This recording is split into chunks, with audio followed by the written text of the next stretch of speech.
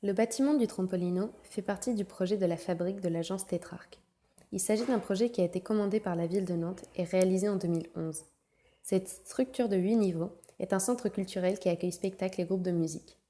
Lorsqu'on étudie la structure du Trampolino, on se rend compte que le bâtiment est divisé en trois. Un blocos, une tour et une couverture métallique inspirée des origamis. Le blocos en béton armé fait 21 par 24 mètres et ses murs font 2,50 m d'épaisseur. Cet ouvrage était premièrement destiné à protéger les ouvriers pendant les bombardements, d'où sa structure massive. Le toit épais de 2,50 m a été détruit, ainsi que les murs intérieurs, laissant place à un volume vide à partir duquel on a érigé la tour qui monte sur 6 niveaux au-dessus. La tour est également décomposée en deux parties, la première de 2 niveaux étant à l'intérieur du blocos, et la deuxième, de 5 niveaux, se trouvant au-dessus de la terrasse qui sépare les deux blocs. La terrasse est un plan libre qui permet de rendre visibles les éléments porteurs de la structure, qui sont le noyau central de la tour, ainsi que les 14 poteaux porteurs en béton armé.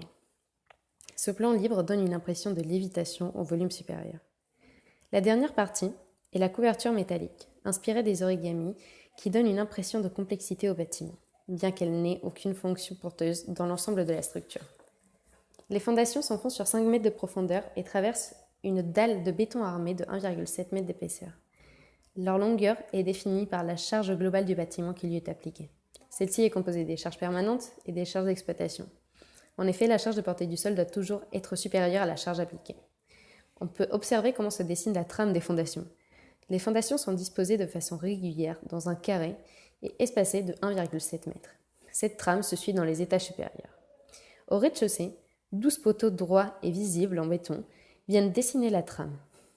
Ensuite, ils traversent la mezzanine du premier étage et viennent soutenir le plancher de la terrasse. Au deuxième étage, 2 poteaux s'ajoutent à la structure et les 2 poteaux aux extrémités nord se dédoublent puisque tous les poteaux situés à l'extrémité du cadre adoptent une forme inclinée vers l'extérieur. Au troisième étage, le dédoublement et l'inclinaison des poteaux créent 2 nouvelles lignes de trame sur les côtés est et ouest. Les poteaux inclinés s'élèvent jusqu'à la dalle du 4e étage et restent visibles au 3e étage. De plus, 2 poutres transversales espacées de 6 mètres viennent se placer perpendiculairement par rapport aux lignes de la trame.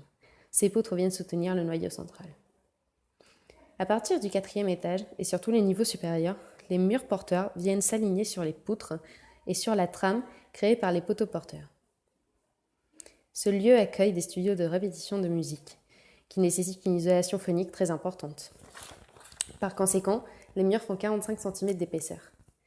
Il s'agit d'un complexe isolant comprenant une isolation thermique et une isolation phonique. On peut observer que la descente de charge est reprise essentiellement par 2 structures porteuses qui sont des poteaux porteurs et un noyau central.